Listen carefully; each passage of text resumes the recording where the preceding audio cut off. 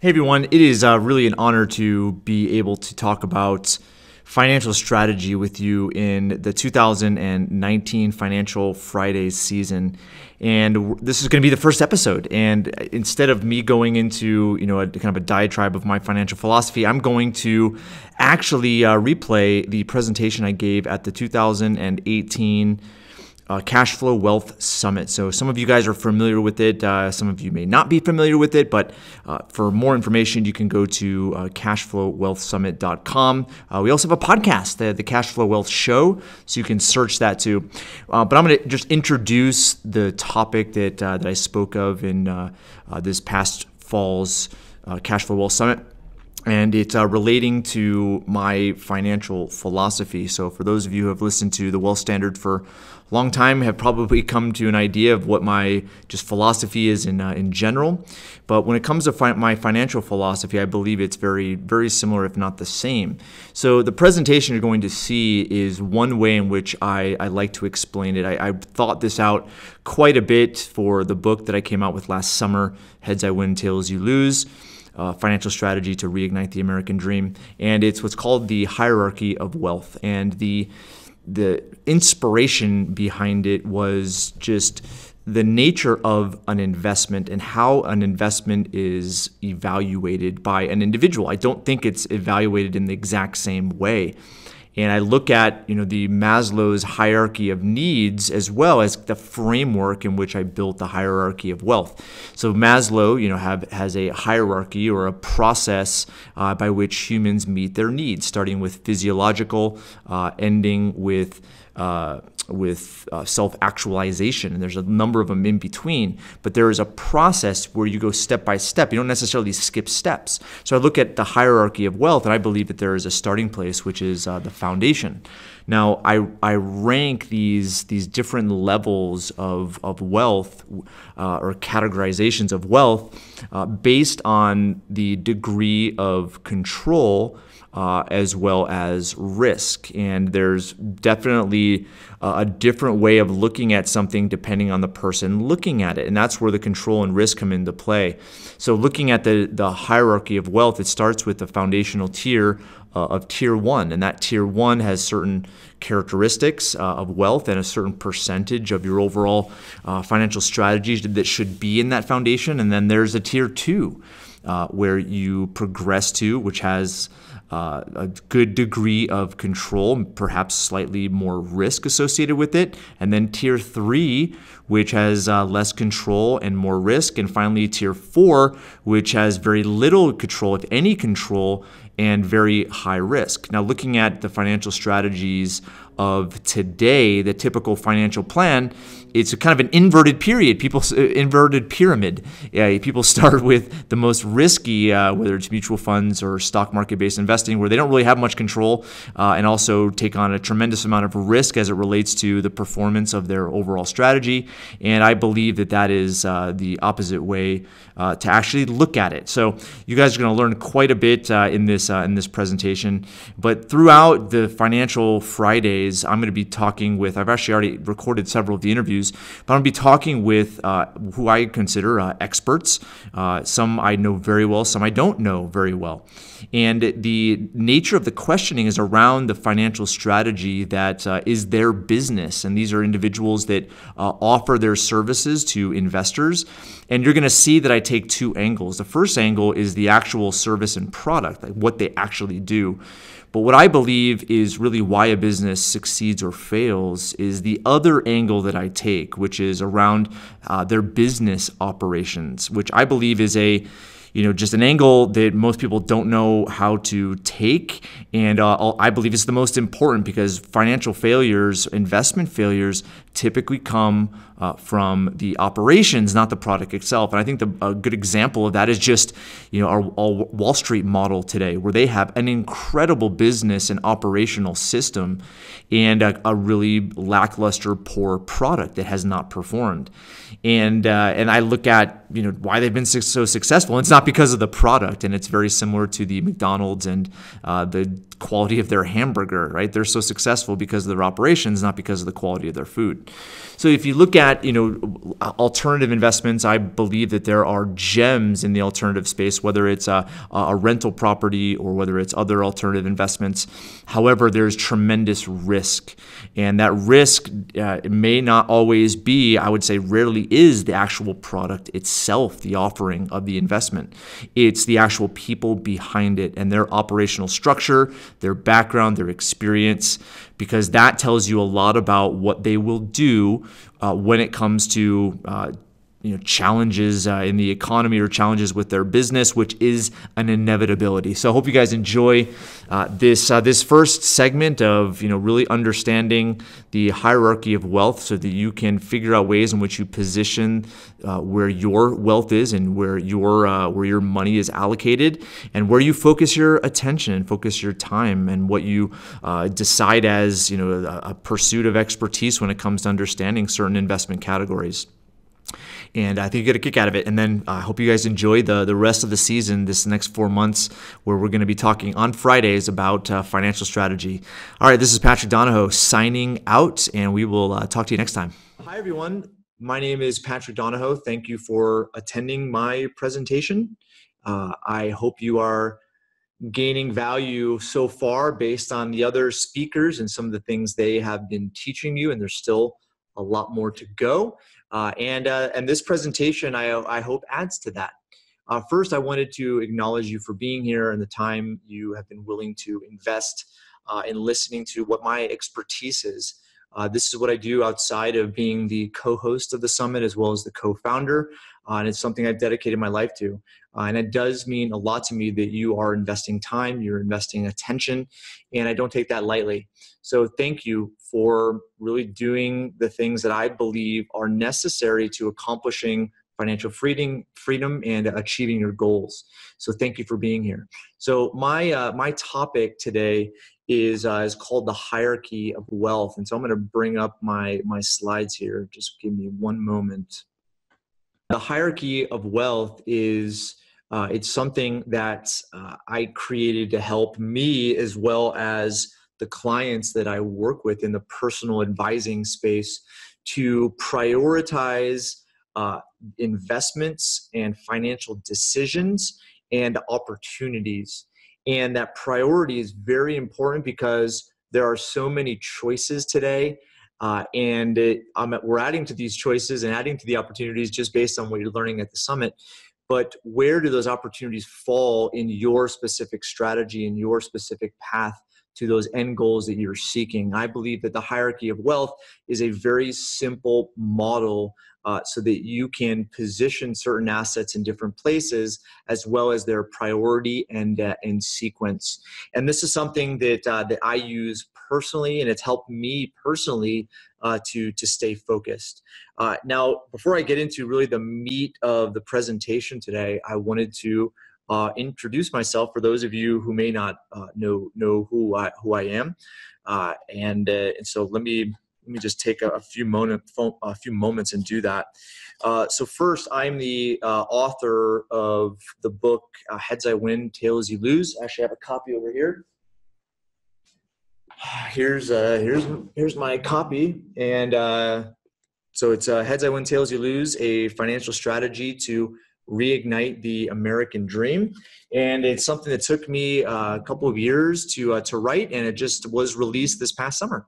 And it's been well received, and it has a lot of my stories in there, my experiences over the years, and also a lot of details in regards to the financial strategies that my firm specializes in. Now, I'm also the host of the Wealth Standard podcast, which has been out there for over 10 years, started in about 2007. And it is something I love doing. I get to interview a lot of people and talk about things that are of interest to me. And so the topics range anything from, financial strategy to financial products to economic issues and economic theories to investing, business. And I do get into a lot of personal development topics as well. And so if you haven't listened to the podcast, I would encourage you to do so. It'd mean a lot to me to support me. And it's something I love and love doing and am passionate about.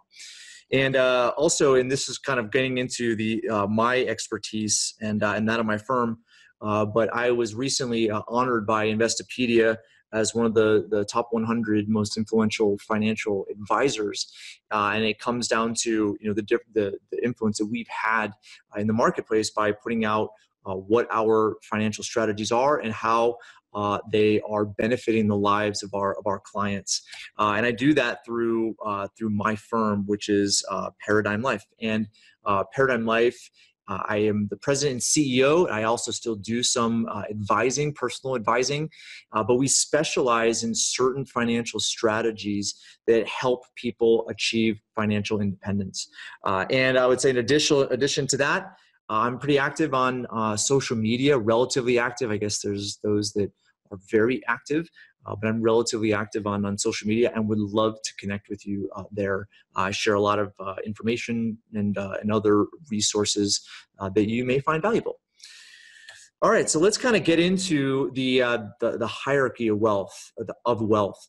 Now, the hierarchy is something that didn't necessarily just spawn one morning. It's I believe a conglomeration of the experiences that I've had with individuals and their unique financial situations. We do business with people all over the country, in Canada, and even outside of the United States. So I have had the tremendous privilege to see where people are in their finances, what they're trying to do, what are some of their challenges, what are some of the things that keep them up at night, and I've been able to position certain strategies to help them. In addition to that, I've experienced the thing I said just a moment ago, which is all of the investment opportunities and ideas and innovations that's out there. And it gets confusing sometimes, and I get really excited about certain things and become unfocused on others. So the hierarchy of wealth is something that helps me. It's a simple model where you can position and prioritize your wealth building by essentially adding a label to the different opportunities that you have. Now, the model, and if you recognize kind of the pyramid and the word hierarchy, it originated from Abraham Maslow, and I was participating in a business event, and the training was around the Maslow's hierarchy of needs. And as I was learning about that psychological model that outlines our instinctive behaviors to pursue certain things, our what's called human needs, I made a connection between that and finance. So what I'll do first is just explain what the hierarchy of needs is for those of you who are unfamiliar with it. So Abraham Maslow was a very famous psychologist, and this is a very famous model that has been used in a number of publications and a number of contexts. And the model essentially illustrates the sequence of needs that we have as human beings, and also the order in which we seek those needs. So the first is kind of the foundational level of the pyramid, which is physiological. So basically, physiological is food, shelter, and clothing. And ultimately, we seek those instinctively before we seek anything else. Now, once we have established food, shelter, and clothing, we seek to establish safety. And that could be the safety of our community, our neighborhood, the country that we live in, the state that we live in. It's seeking a safe environment. So we naturally seek that once we have established our physiological needs. Now, as you've established physiological, safety, then once those two are established, the next need that we naturally seek is relationships. And those relationships could be, friendships or family or community, but also our intimate relationships with a partner.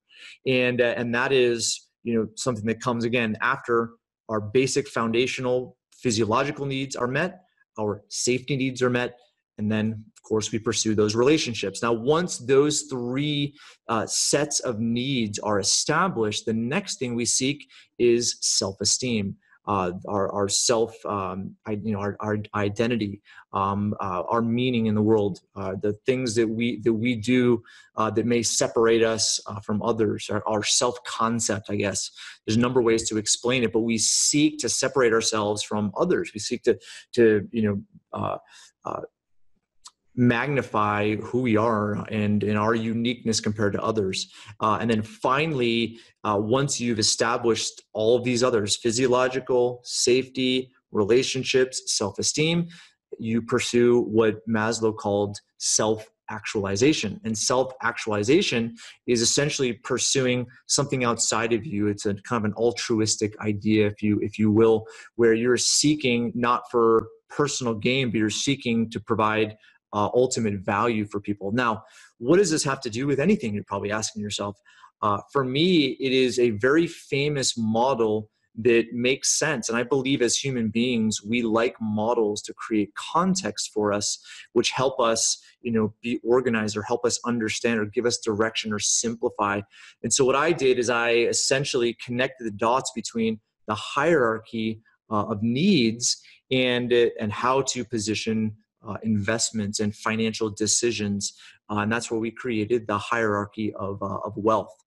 So I believe this correlation is really important for you to understand, and I'm going to try to make it as simple as possible. So the two arrows that you see here, I'm going to first talk about the tiers, but the two arrows that you see, okay, the first arrow is going down is control and influence.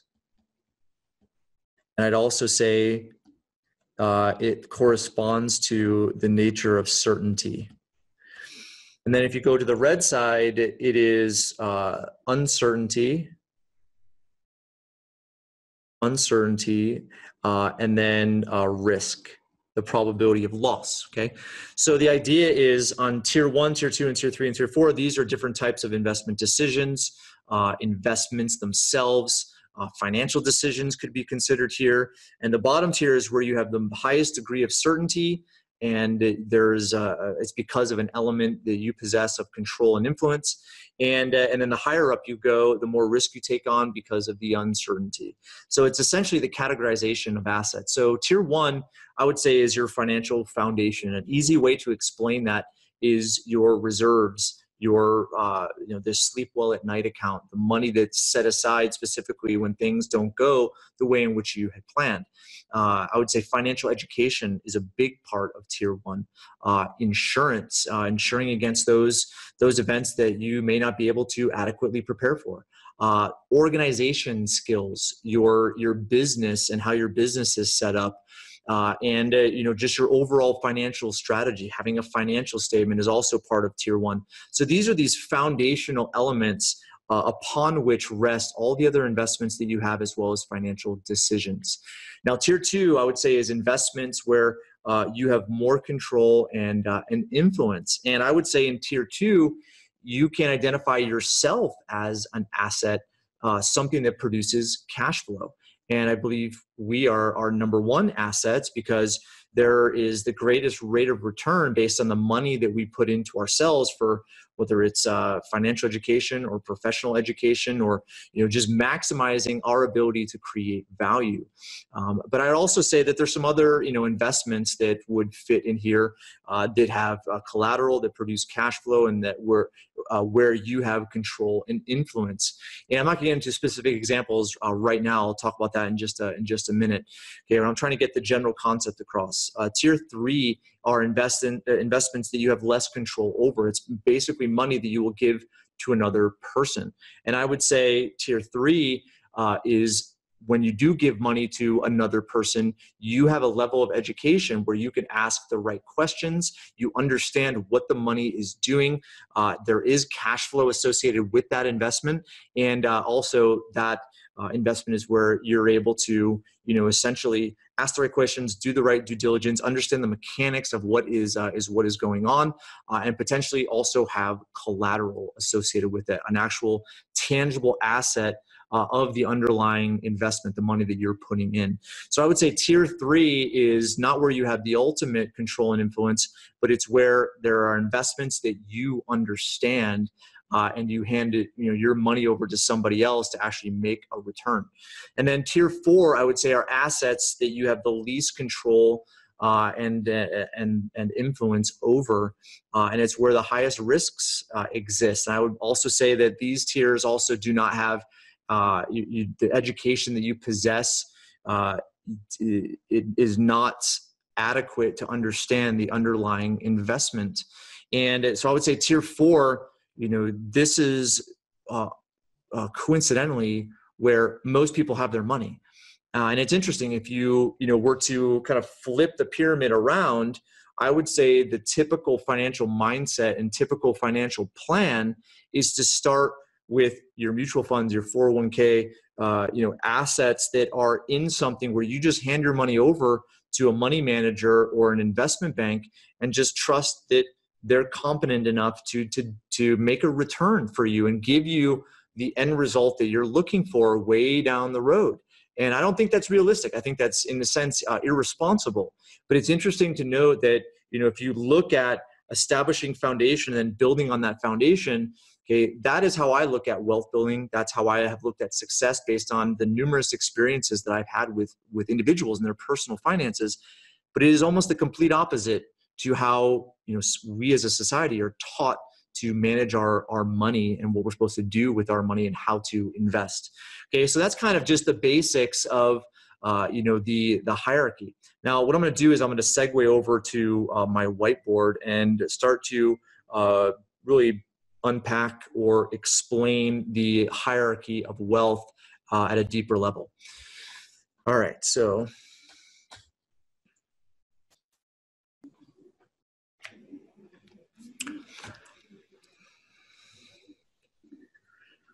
I'm going to dive a little bit deeper into the story of how this was created. There were a number of events that happened, and I'm not going to have adequate time to get into everything, but there was an event back in 2013 that touched me deeply, and it helped me start to put some of these elements together.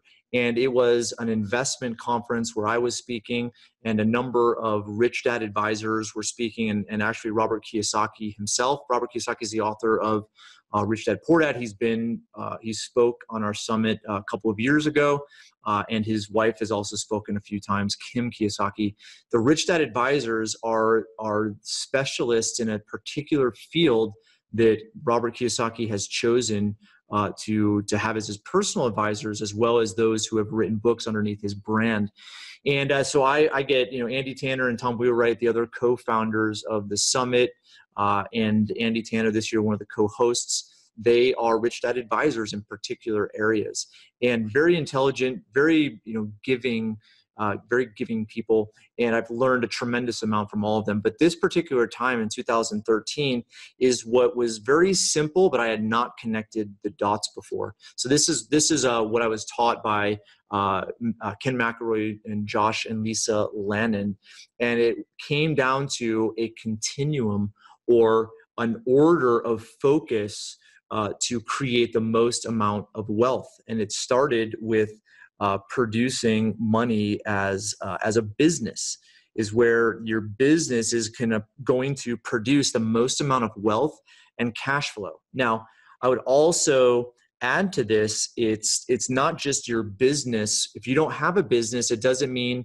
that it's not going to produce cash flow. I would also say it's the business of you.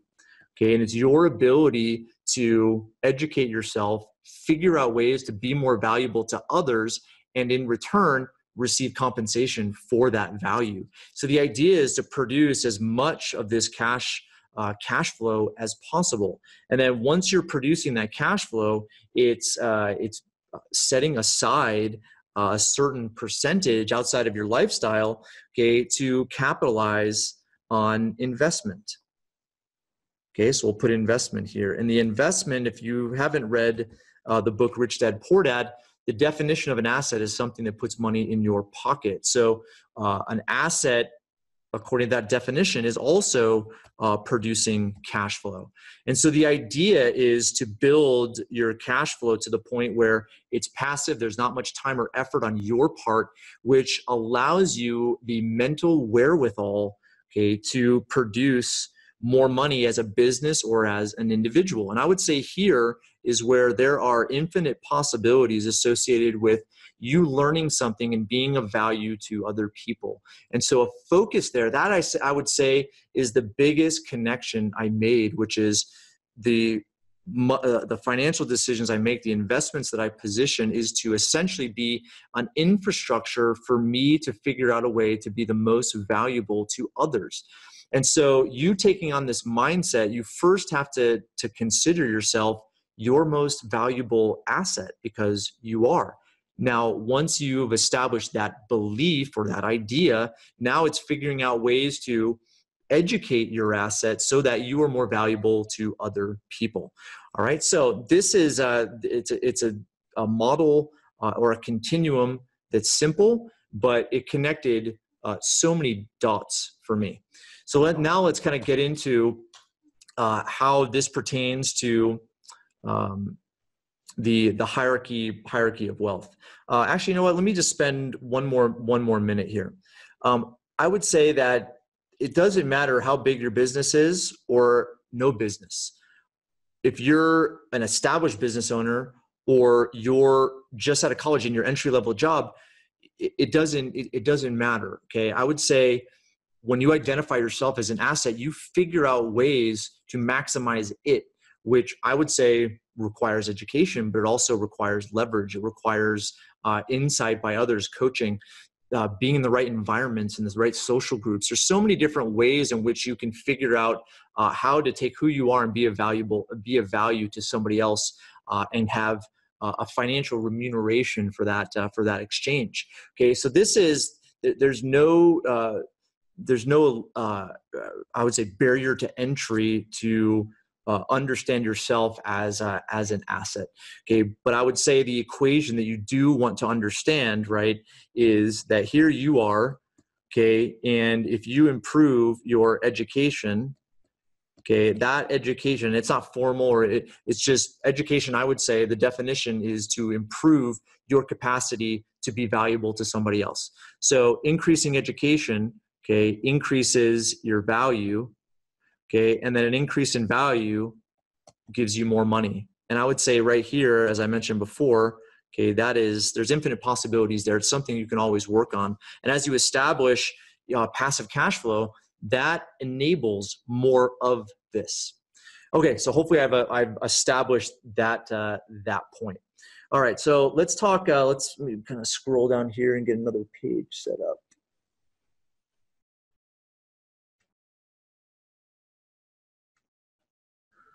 All right. So now I'm going to basically expand off of that continuum. So I'll draw one more time. So you have business, whether it's your specific business or the business of you, okay, and you produce value, you get money in return, and then you make an investment. Okay, so this is where it comes down to the hierarchy of wealth, where you essentially are able to categorize the priority of what you establish first, then second, then third, then fourth. Okay, so I'm going to just break down some of the assets and give you some examples. Okay, so first, as you are producing cash flow and you are investing that cash flow, okay, tier one is what gets filled up first. Okay, now tier one, I would say these are assets, but they're also financial decisions. So let's talk about a few of those. And some of these decisions may not be an investment that is the stereotypical investment, something that puts money in your pocket. Okay, but it might be an organization. It might be a financial team. So I'm going to list off a few things here. So I would say, whatever dollar amount allows you to sleep well at night and not have to worry about losing the primary income and having 6 months or 12 months to figure it out, that right there is some of the most valuable money ever. Then I would say getting rid of bad debt, if that's a situation that you're in, is a good decision in tier one. I would say your financial team is important to establish. I would say asset protection falls there, as well as your business, your business structure. Okay, so, and there's a number of other things that really relate to the specific situation of the individual, but this is your foundation. Now, this is a foundation that may not produce any return, okay, but it is a foundation that will essentially ensure that wherever a tier 2 investment, tier 3, or tier 4 investment goes, okay, you are protected.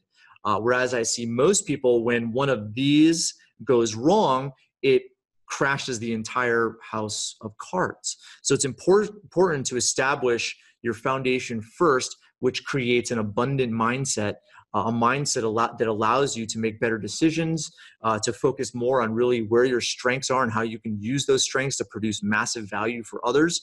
Okay, establishing that foundation is paramount. Okay, so this is, I would say, where my team and I and our expertise falls. Okay, we feel and have used it as over the test of time in the thousands of clients that we've worked with.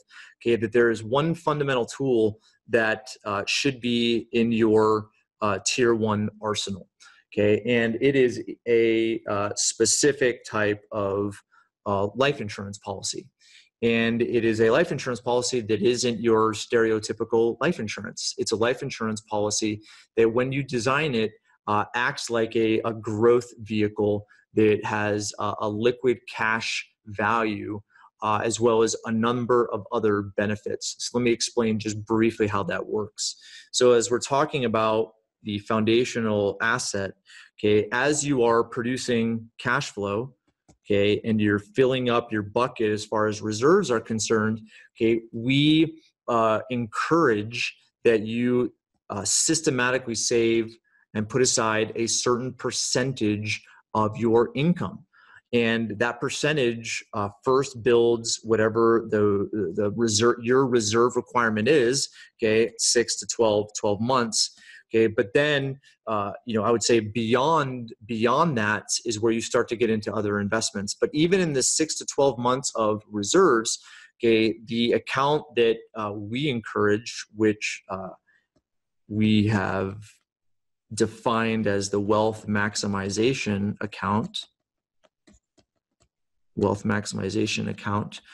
okay, which is this specific type of life insurance policy designed in a specific way, meets the criteria of this tier 1 asset. It's something that you have control and influence over, but it's also something that can't lose. There is a contractual guarantee backed by some of the strongest institutions in the world, okay, but also you have a higher amount of interest that's earned on your reserves.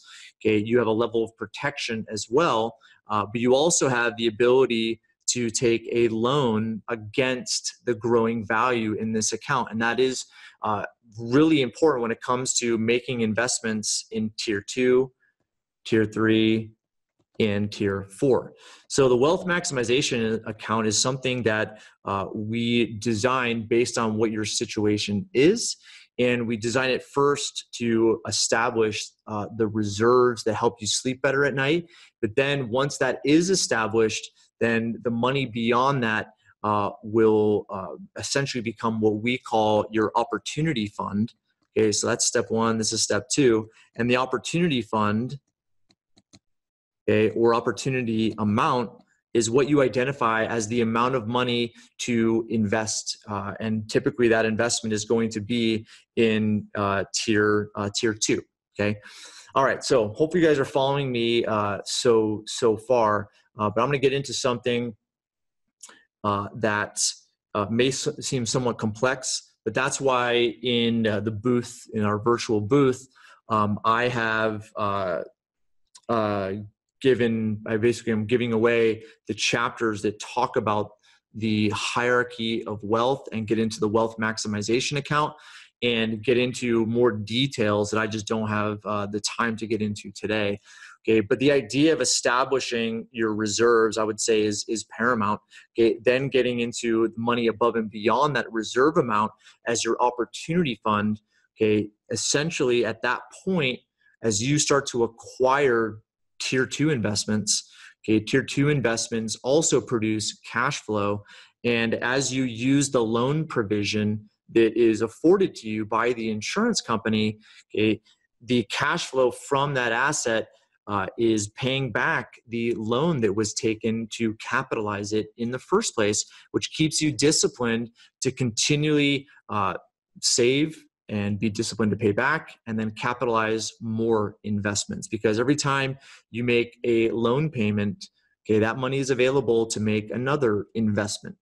All right, so let me just go through go through some tier two investments, and I'll probably just call it that with the time constraints that we have. Okay, so as you establish your reserve amount, the 6 to 12 months of your living expenses, comfortable living expenses, and now you have money that is available that's above and beyond that, which we're calling the opportunity fund. Okay, that is when you essentially start to look for opportunities to increase your cash flow to make more money. So this might be first, as far as a tier two is concerned. Okay, tier two. Okay, these could be personal development type of investments, and that's basically investing in yourself. It could be, a certification for the career that you're in or the profession that you're in. It could be learning leadership and management skills.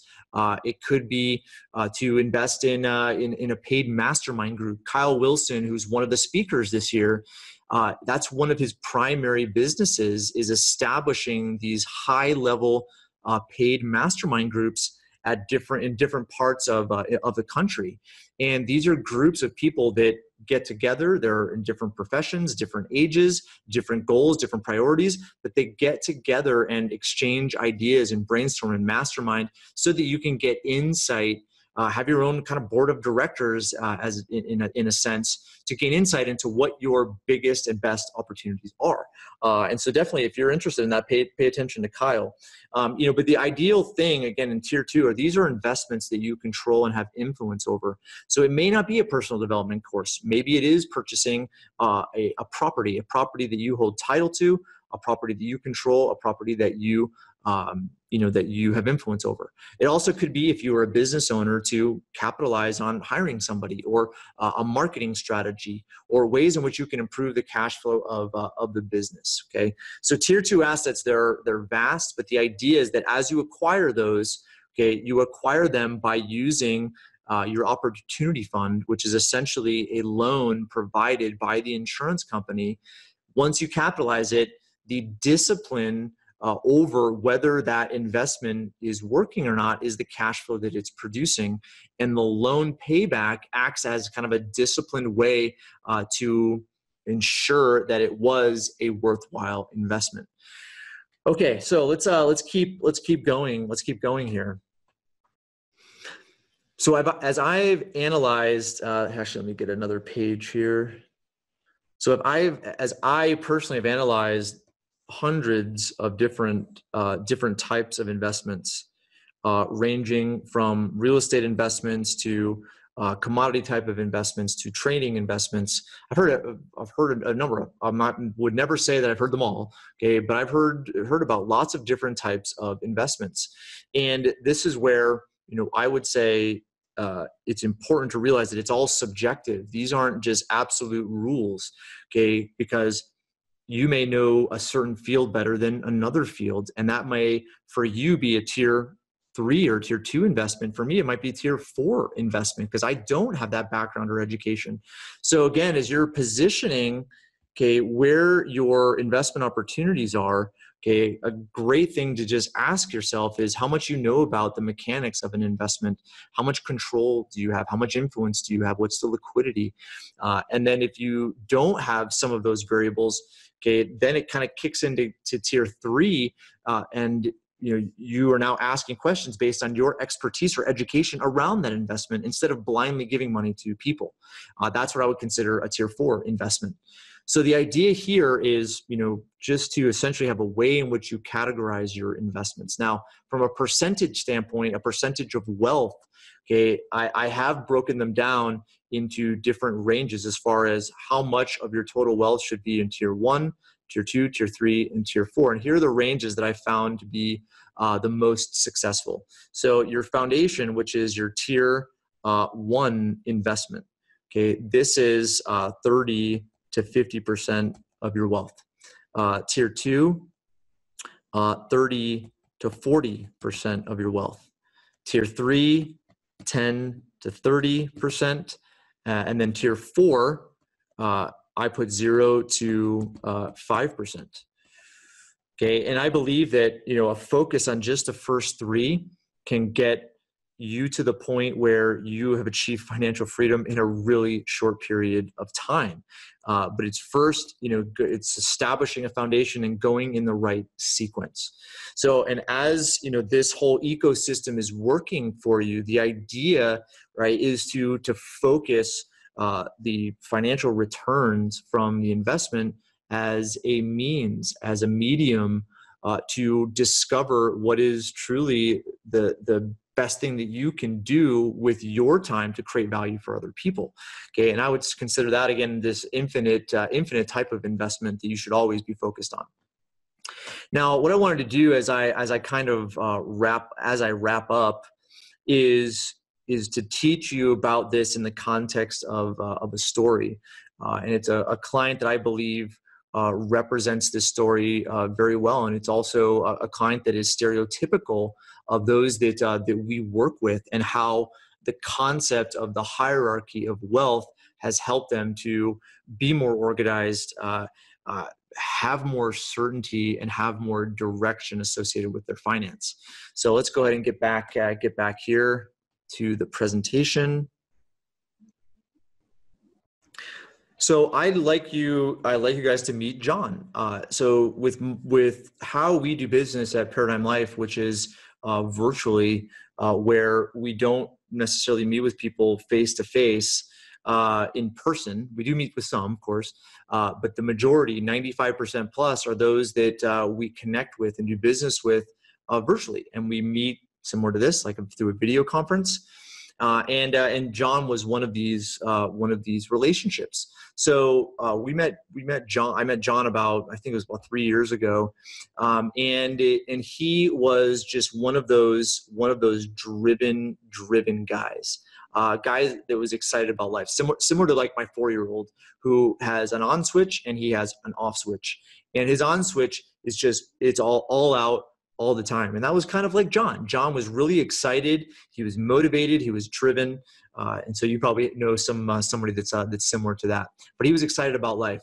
And at the time, he was in a high-paying government job, which was difficult for him to leave, especially with the carrot of a pension that he had. Now, it was in California, but regardless, he had put a lot of time into this profession and wanted to essentially stick it out for a certain period of time where he became vested in his pension. Now, in addition, he had money in the stock market. He had a 401k and obviously his pension. But he discovered this entrepreneurial drive inside of himself and started to pursue those type of investments. And so he had a few real estate investments, a couple of single family homes, and he also had a handful of individual mobile homes.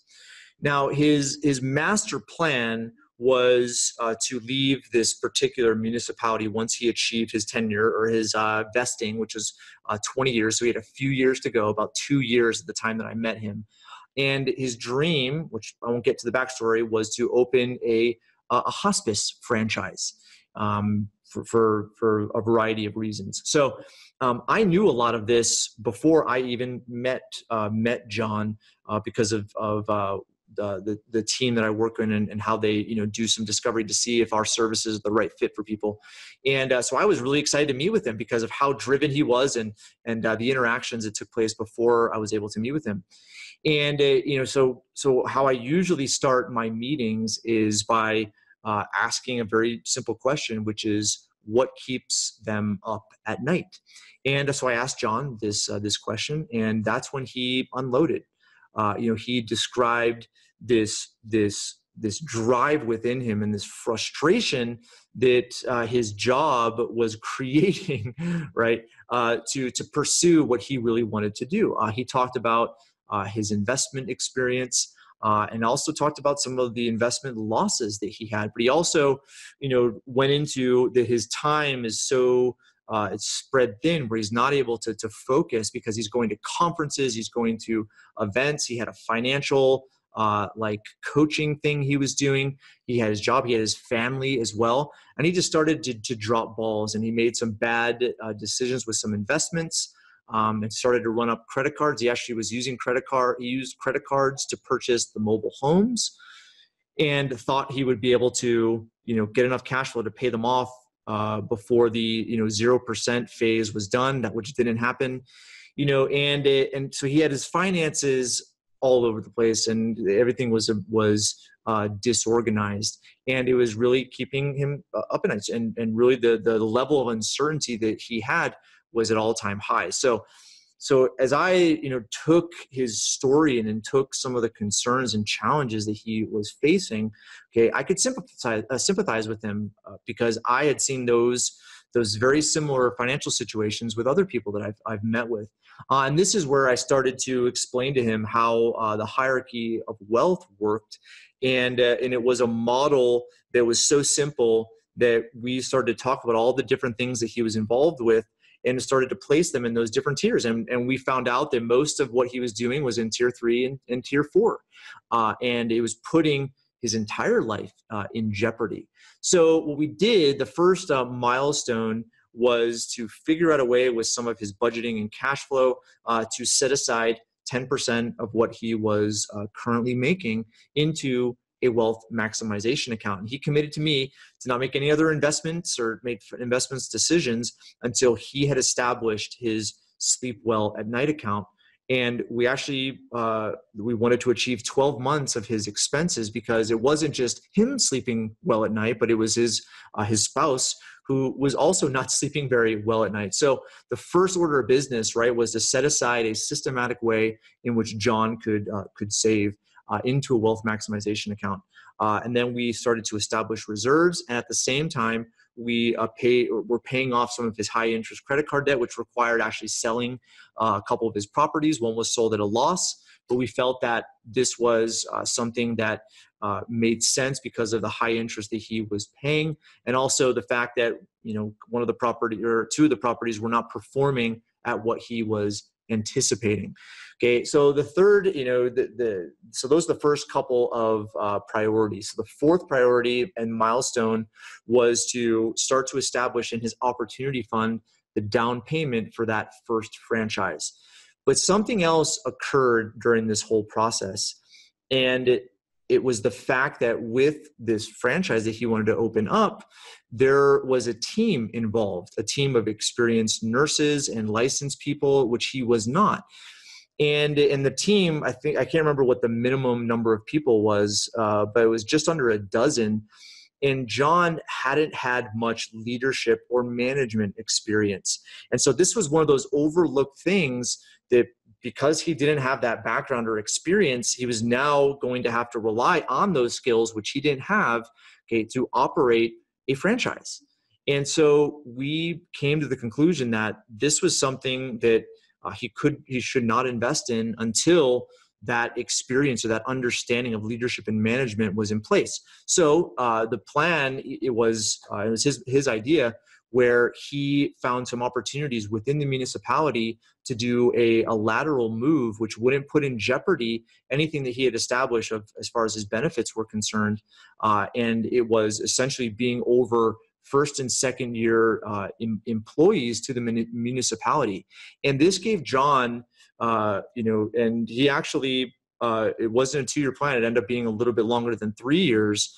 but he established essentially, an idea of how to run a team. He started to study management, he started to study leadership, and he felt he was adequate at being able to provide a good office environment, a good team and business environment to make this franchise work. And that mindset was paramount, and everything changed. I mean, his priorities changed. Some other opportunities presented themselves, but the idea behind the hierarchy of wealth, it helped to create context and focus of what he had and how that related to what his goals and the things that he wanted to achieve with his life were. And so it was an amazing experience for me, and an amazing experience for him as well.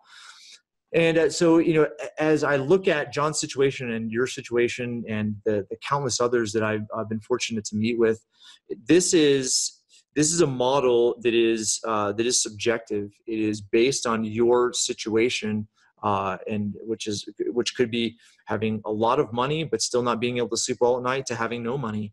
The hierarchy of wealth is a great way to set the foundation of a context that could give you direction of what to focus on first. So, you guys, this is something that I love to talk about. I love finance, and I love seeing people succeed. I've seen a lot of success over the course of my career, which has been almost going into the 12th year, and it's something that is inspiring to me personally. But I also see a lot of failure, and that failure is definitely preventable. At the same time, there's only so many things that we know. And I've failed a lot at investing in the past, and business as well. And I've discovered, ways in which I can take those lessons and use them to empower me and to achieve better things for myself. So from a financial perspective, I'm confident that this is a model that could benefit you and can help you. And it could allow you to position your investments in a way that gives you a degree of certainty that I believe is part of the mindset of financial freedom. And it's impossible to be financially free without it. And so I thank you guys for being here. I hope that you found value in this. So as far as, some resources are concerned, let's see, let me switch over to a new slide. You visit my booth. I'm gonna be there, and I'll answer questions if you're viewing this live. And I know you may have a lot of them, but as far as learning more about this mindset, this philosophy, these strategies, I think the best direction to give you is through the audio and PDF. It's available to you for free in the booth that talks about the hierarchy of wealth, as well as the wealth maximization account. And then the book link, if you'd like to purchase the book, is there as well. And there's a whole study guide that's online that has dozens and dozens of videos in there that further that teaching, and that comes complimentary with the book. Actually, I think you can access it even without the book. So you can go to headsortailsiwin.com, and you can register for the study guide. And also subscribe to the podcast. This is where I'm always talking about these ideas and talking about ways in which you can improve your life, improve your finances. And I would be honored if you subscribed. So guys, that's it for me today. Thank you so much for spending this time, for investing in yourself. I wish you the best when it comes to your investing and on your road to financial freedom. And I hope to hear from you soon, or at least hear about your success. Thank you.